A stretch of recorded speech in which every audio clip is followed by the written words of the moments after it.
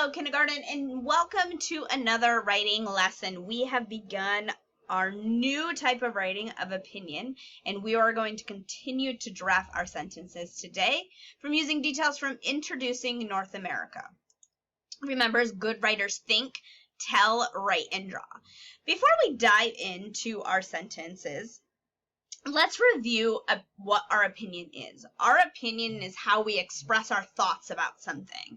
So you see a picture of crayons and markers. Your teacher's going to pause the video and you guys are going to state your opinion. Do you like crayons or markers? What is your favorite one? Crayons or markers, and why? Give one detail why you like crayons or markers. Which one do you like more? Okay.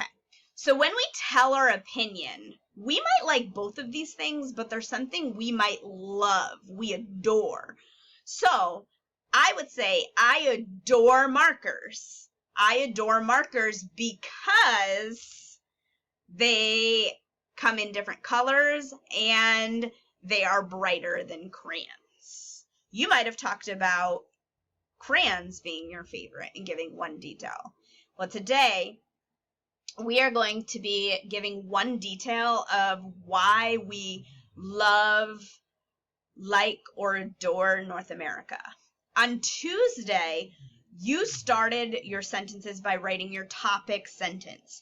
You chose your adjective about how you felt about North America, whether it was amazing, interesting, exciting, or beautiful, and then you completed the sentence, North America is interesting.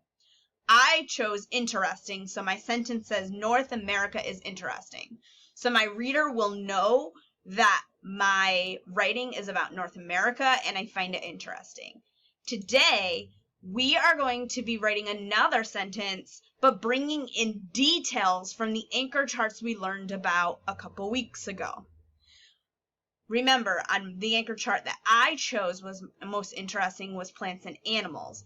And the detail, my favorite detail, was moose. So I'm going to use this detail when I complete my sentence today.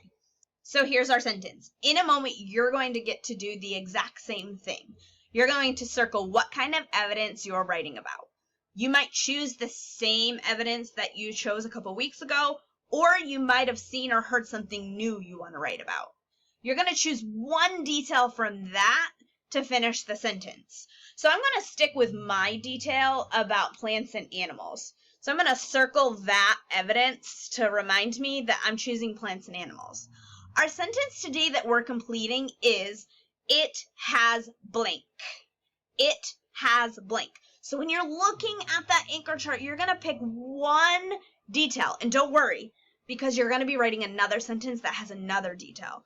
You're going to pick one detail. Your teacher might pause the video now or just wait for you guys to look at the evidence and choose a detail. Okay, I'm going to stick with my detail that I thought up when we were collecting evidence a couple weeks ago. So I'm going to stick with moose. So I'm going to write moose. Moose. Moose. And I could always go back to my evidence page. You're also going to have a space to draw that too, in your seesaw or on paper that your teacher's going to provide for you. But I'm going to just draw my moose up here. And we need to make sure when we're drawing, our drawing is matching the words. So if I wrote moose and I drew a dog, would that help the reader understand that that's a detail? No, you need to have your picture match your sentence. All right, now that you saw me choose my evidence and complete my sentence, it has, and draw my picture, you are going to do the same thing. Until next time, bye, Kipsters.